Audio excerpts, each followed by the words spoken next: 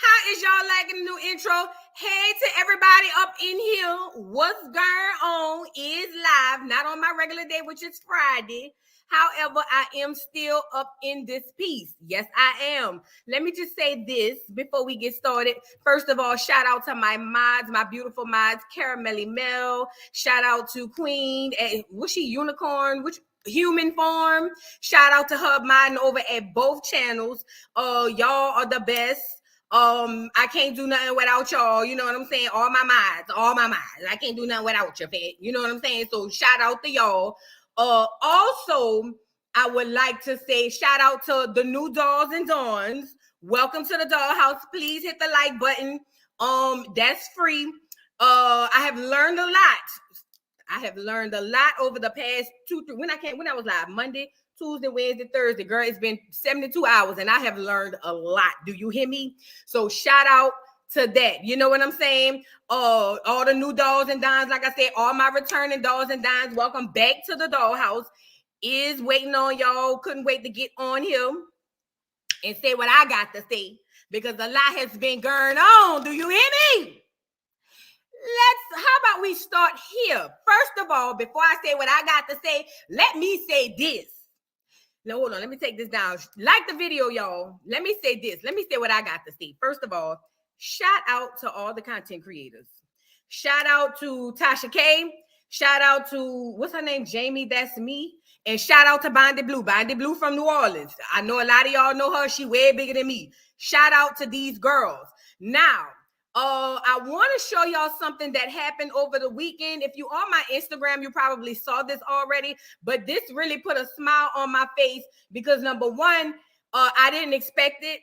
And number two, I really didn't expect it. So let me play this and let y'all see what had happened. Stand by. I love this, y'all.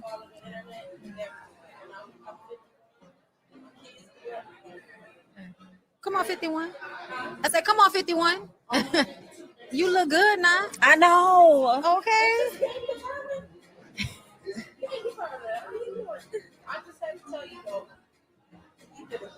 Thank you. No, I'm Bondi Blue. Why? Oh no, I know who you're talking about. You're talking about the other voodoo girl. She from New Orleans too. Yeah, no, that's not me. She's good though, but that's not me. Yeah, no. It's okay. Yeah, no, but if you watch me, you saw me because I'm on camera. I thought, but I didn't know because I'm new to it. I didn't Yeah. know one year house and then when you get live. Okay. So, but the person is like, Yeah. No, she don't. they said, Do you say that? I don't think you say that. It's okay. anyway. Thank you. Thank you. Oh.